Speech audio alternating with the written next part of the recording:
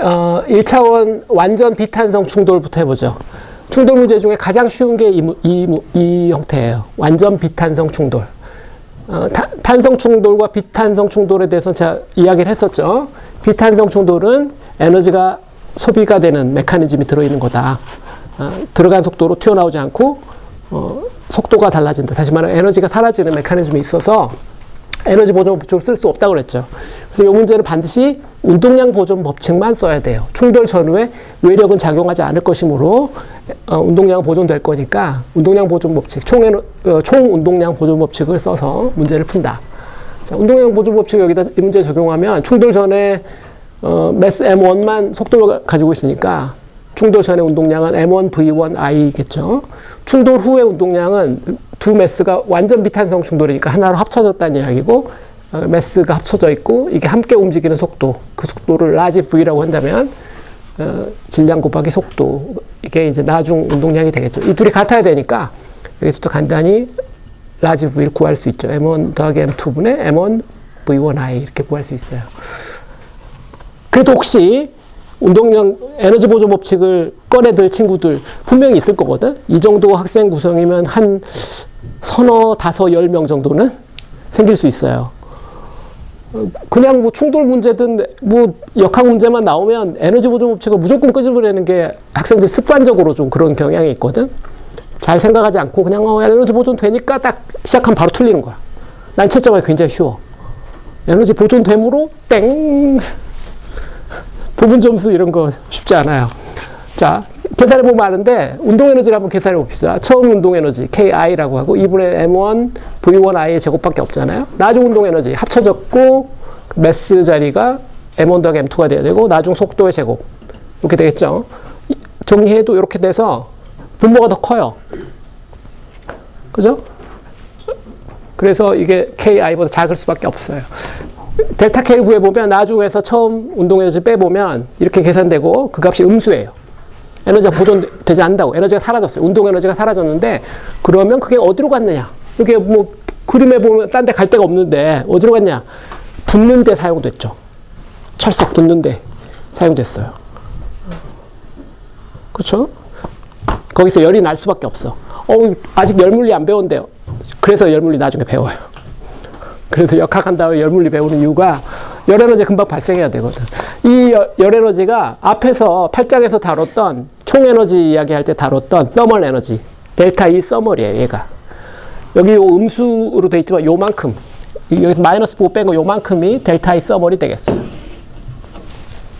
요 운동 에너지 사라진 만큼 델타 E 서멀이 발생한다 이 말이에요. 그래서 총 에너지는 보존되지. 열 에너지 포함한 걸 말하는 거예요. 이 두 개가 하나로 합쳐지는 단계에서 열 에너지가 발생한다. 이렇게 두 개가 하나로 합쳐지는 유형도 있지만 하나가 두 개로 갈라지는 유형, 또는 하나가 세 개로 갈라지는 유형도 있어요. 폭발 유형이라고 그러는데 이게 충돌 유형이고 이거 반대가 되는 폭발 유형이에요. 그 둘은 같은 거예요. 문제풀이 방식이 동일해. 전후, 충돌 전후 이렇게 그림을 나눠서 그리고 운동량 보존 법칙만 적용해서 문제를 풀면 되겠어요. 이쪽이 이제 왼쪽에 오는 거지. 하나였던 게 두 개로 쪼개진다. 이런 형태로 될 거고. 뒤 연습 문제 보면 그런 스타일들이 많이 있어요. 본문에서는 이제 충돌만 가르치지만 연습 문제를 풀다 보면 양쪽 다 가능하다는 걸 알게 될 거예요. 노트 하나만 노트하고 지나간다면 센터로 매스 빌로시티를 한번 계산해 보면 이 최초 충돌 전에 센터로 매스 빌로시티를 계산해 보면 이게 질량 가중 평균이니까 M1 더하기 M2분의 M1 V1I가 되는데 이게 우리가 구한 요 라지 V 합쳐서 움직이는 속도랑 같아요. 다시 말하면 우리가 구한 요 속도가 질량 중심 속도라는 거지. 질량 중심 속도는 충돌 전후에 변화하지 않았다는 거죠. 질량 중심 속도는. 자, 그 다음 익샘플은 1차원 탄성 충돌이에요. 탄성 충돌이고 쉽게 하기 위해서 정지한 표적을 먼저 풉시다. 정지한 표적. M2는 정지해 있고 M1이 속도 V1I로 접근해서 꽝 충돌하는 거예요. 충돌 후에는 둘 다 속도를 가질 수 있고 V1F, V2F. 그래서 이 경우에는 미지수가 두 개. 1차원 충돌 문제고 미지수가 저기선 하나, 여기서 미지수가 두 개죠. 그래서 식이 두 개가 반드시 필요해. 하나 있으면 못 풀겠죠. 근데 여기서는 탄성 충돌이기 때문에 에너지가 보존되죠. 그죠? 탄성 충돌이니까 에너지가 보존된다. 모든 충돌 문제는 본질적으로 운동량 보존 법칙 항상 성립해요.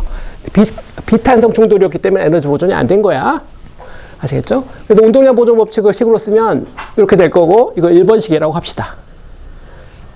그 다음에 에너지 보존식을 써봅시다. 에너지 보존식을 써보면 처음 에너지, 운동 에너지, 나중 운동 에너지 각각 2번식이라고 하자고요. 이 1번, 2번식을 연립해서 푸는 게 문제예요. 별거 없죠? 한번 봅시다. 1번식, 요 1번식에서 좌변을 심플하게 만들었어요. V1I 빼기 V1F로 좌변을 만들고 나머지 다 우변으로 보내버렸어요. 1번 프라임이에요. 2번 프라임도 2분의 1은 뭐 좌우변에 똑같이 있으니까 날려버리고, 그 다음 매스 저쪽으로 보내고, V1I의 제곱 빼기 V1F의 제곱꼴이니까, 빼기 더하기, 제곱 빼기 제곱이니까, 뺄셈과 덧셈의 곱, 그 형태로 바꿔요. 그 우변은 이렇게 되겠죠? M1분의 M2, V2F의 제곱 형태로 되는데, 이걸 2번 프라임식이라고 하자고요. 1번 프라임식이랑 요 2번 프라임식을 열심히 쳐다봐요. 비슷한 면이 보이죠? 비슷한 패턴 있잖아? V1I 빼기 V1F라는 패턴이 들어있잖아? 요 패턴을 얼른 바꿔. 그러면 좌변은 V2F의 1차항이 있고 우변은 V2F의 2차항이 있으니까 V2F가 구해지겠죠? V2F가 0이다 이렇게 쓰고 싶진 않겠지? 그게 트리비얼 솔루션이에요. V2F가 0인 솔루션, 트리비얼 솔루션이야. 여기서 V2F가 제로인 게 이게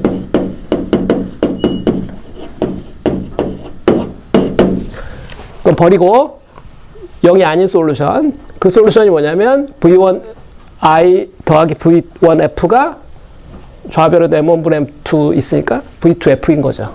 이게 2번 더블 프라임식인데 이제 얘랑 연립을 할 생각인 거예요.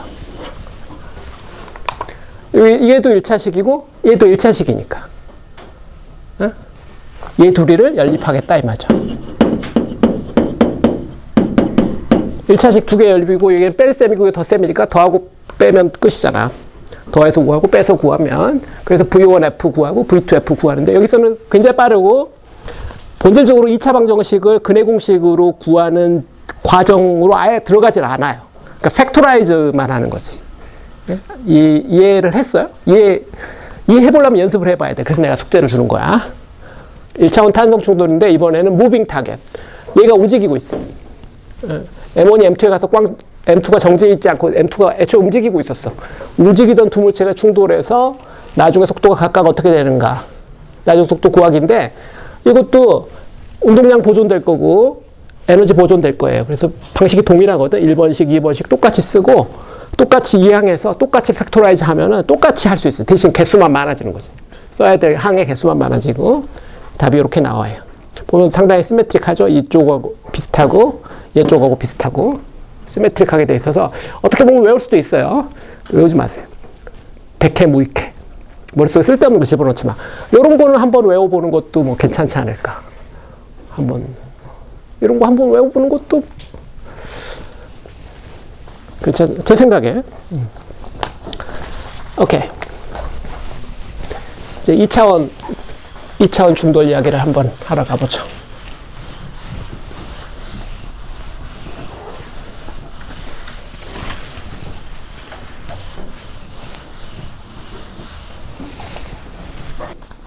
자, 2차원 충돌해 봅시다. 2차원 충돌. 2차원 충돌은 공간이 2차원으로 늘어난 거예요. 1차원 충돌은 외길이기 때문에 반드시 충돌할 수밖에 없는데 2차원 충돌은 외길이 아니죠. 충돌하기가 어려울 수도 있어요. 충돌하려고 열심히 노력해야 충돌을 하는 거죠. 그래서 여기 그림이 그려져 있는데 정지한 물체가 있는데 그 물체 쪽으로 가야지 충돌을 해요. 1차원 충돌에서는 충돌이 보장돼 있는데 그쪽으로 무조건 가니까. 근데 2차원 충돌은 충돌 안 할 수도 있어요. 방향으로 한 방향이어야 되니까. 어쨌거나 충돌한다고 치면은 충돌 전후에 운동량은 항상 보존된다고 했고 외력이 작용하지 않는 한, 그다음에 운동 에너지는 탄성 충돌일 때만 보존된다 그랬어요. 두 물체가 하나로 합쳐진다든가 뭐 폭발한다든가 이런 거 아니면 운동 에너지도 보존이 된다. 자, 그래서 흔히 푸는 문제는 정지한 표적에 대한 탄성 충돌 이런 걸 푸는데 어떻게 풀리는지 한번 대략 보자고요. M1이란 물체가 속도를 가지고 움직이고 M2란 물체는 정지해 있는 걸로 생각하면 되고, 이때는 충돌 전후 그림보다는 2차원이기 때문에 충돌 전후 그림보다 이렇게 2차원 공간에서 그림을 직접 그려서 전후 충돌 전에 물체는 여기 있다가 나중에 여기 날아간다. 충돌 전에 여기 있던 물체가 나중에 여기 가 있다. 이런 식으로 그림을 그리는 수밖에 없겠어요. 충돌 전에 물체는 이 마이너스 X방향에서 플러스 X방향으로 이렇게 진입을 해서 원점에서 꽝 충돌하고 아래쪽으로 V1F라는 속도 벡터를 가지고 가는 걸로 생각을 하고, M2라는 물체는 원점에 정지하고 있다가 충돌 후에 튀어나가서 V2F라는 속도로 간다. 이렇게 생각하면 되고, X축이랑 이루는 각도가 서로 세타1, 세타2다. 이렇게 생각을 하도록 합시다. 이렇게 하는 그림을 레버러터리 코디네이트라고 그래요. 랩 코디네이트. 2학년 돼서 역학을 배우면 요 충돌을 이제 두 개의 다른 코디네이트에 대해서 배워요. 레버러터리 코디네이트와 센트럴 매스 코디네이트에 대해서 충돌을 각각 배우는데, 2학년 때 배우는 용어로는 이게 레버러터리 코디네이트. 둘 중에 한 물체를 정지한 걸로 놓고 충돌을 시키는. 자, 이 문제인데 방식은 동일한데 이번에는 그 2차원이기 때문에 운동량 벡터가 성분을 두 개 갖겠죠. X방향 성분과 Y방향 성분. 그리고 이제 운동 에너지. 그래서 그 각각을 쓰면 식이 3개가 생기게 되죠. 식이 3개가 생긴다. 근데 미지수가 몇 개인지 얼핏 보면은 미지수가 4개예요.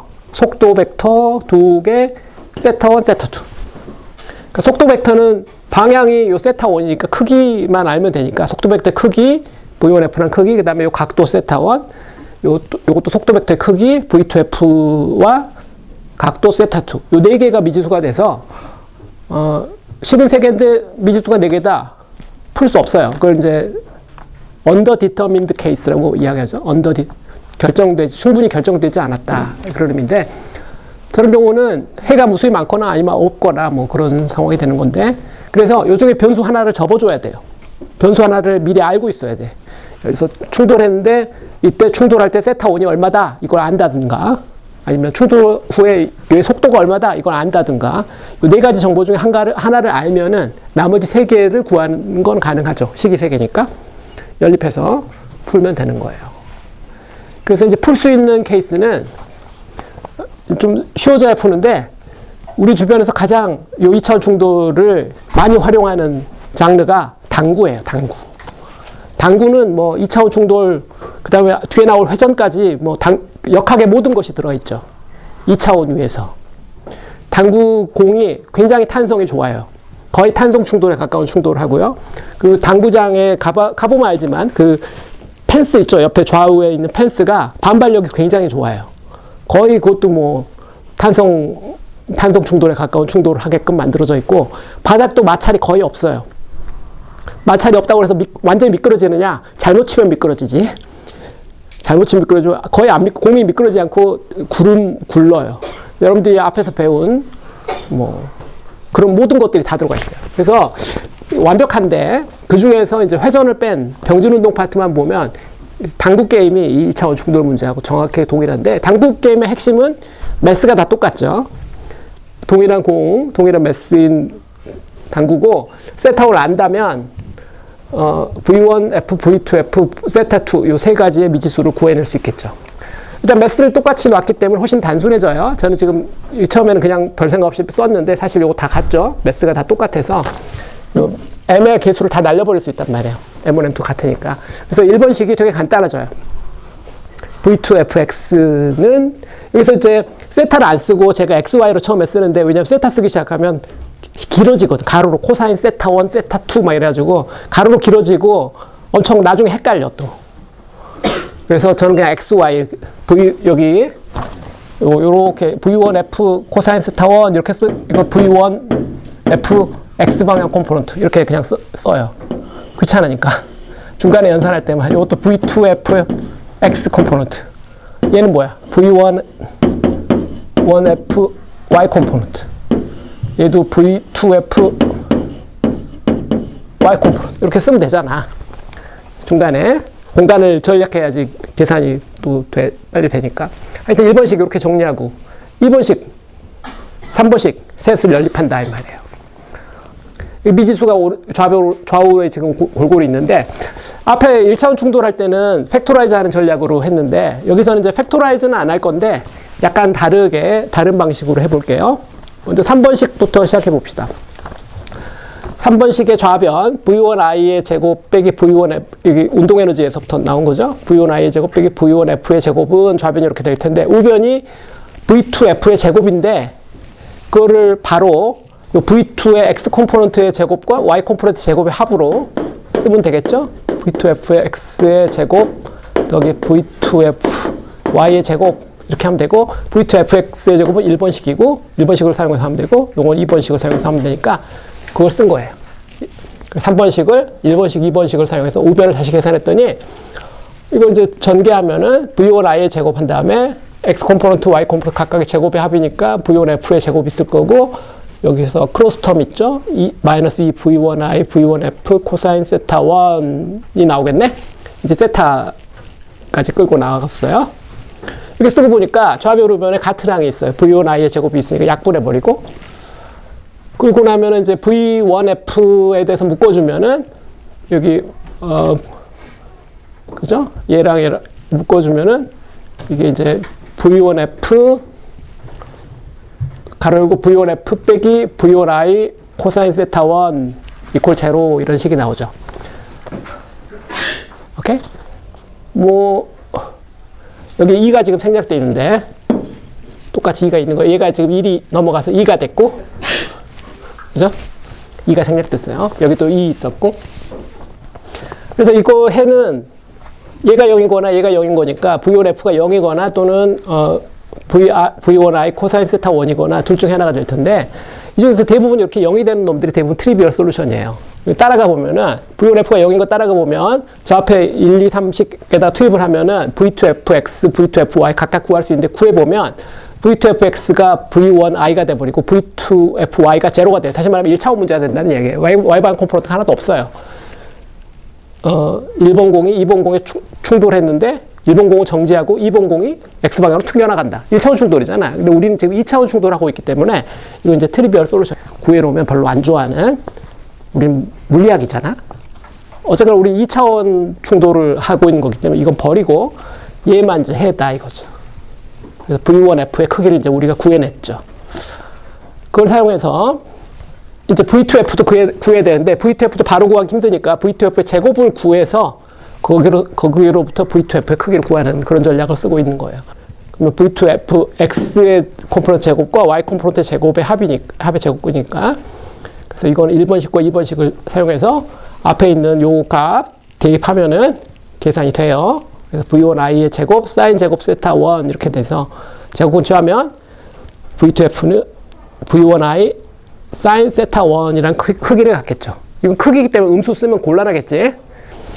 자, 그래서 이제 중요한 고지를 다 달성한 거예요. 크기를, 두 속도의 크기를 구했고, 각도만 구하면 되는데, 세타1은 우리가 안다고 했고, 그걸 사용해서 세타2를 구하고 있는 거니까, 세타2를 구해야 돼요. 근데 세타2를 구하는 것도 또 나름 간단하지가 않네?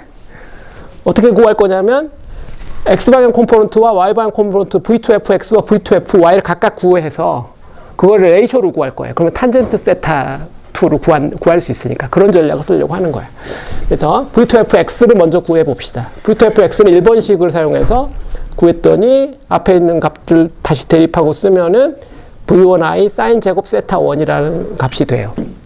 근데 V2FX는 우리가 그 코사인 세타 2로 쓰면은 V2F 코사인 세타 2니까 이 좌우변이 같아야 되고, 그다음에 V2F의 크기를 우리가 이미 알고 있잖아. 그걸 대입해서 쓰면은 이와 같이 돼요. 요 두식에서 두식을 같이 놓고 쓰면은 코사인 세타 2가 사인 세타 1이 돼야 된다. 여기서부터 사실 바로 알죠. 아, 세타 2가 90도에서 세타 1을 뺀 각도구나 라는 걸 알아요. 한 번 더 확인해 보는 거죠. V2FY도 마찬가지 방식으로 구해 보면은 여기서도 사인 세타 2가 코사인 세타 1이라는 게 나와요. 마찬가지 결과죠. 세타 2가 90도에서 세타 1을 뺀 각도구나. 그래서 세타1과 세타2를 더한 게 2분의 파이가 항상 돼야 되는구나 라는 걸 알아요. 당구하는 사람은 처음에 이거 배워요. 그래서 충돌 후에 두 공이 갈라지는 각도는 90도다. 이거 가르쳐주고 딱 한 번만 가르쳐줘요. 길게 말하지 않아. 이거 설명 못해. 이거 이렇게 해야 되는데 이거 어떻게 설명해. 대학 교수가 설명해야 돼. 물리학과에서만 가르쳐요. 다른 과는 안 가르쳐. 왜? 힘들어. 옛날에는 모든, 여기 이 정도 되면 한 학생의 한 70%는 당구장은 이미 몇 번 갔다 왔을 텐데, 그래서 설명하면 애들이 눈이 반짝반짝 해졌을 거란 말이야. 두 공이 갈라지는 각도는 항상 각도의 합은 90도다. 이걸 말하는 거니까 이 각도가 90도야. 제가 사실 처음에 약간 의도한 바인데 거의 90도처럼 그렸잖아. 매스가 똑같을 때 그렇다는 거예요. 이게 이제 2차원 탄성 충돌에서 유일하게 거의 풀 수 있는 문제. 오케이, move on. 마지막 주제로 넘어가 봅시다. 오늘 좀 바쁘네.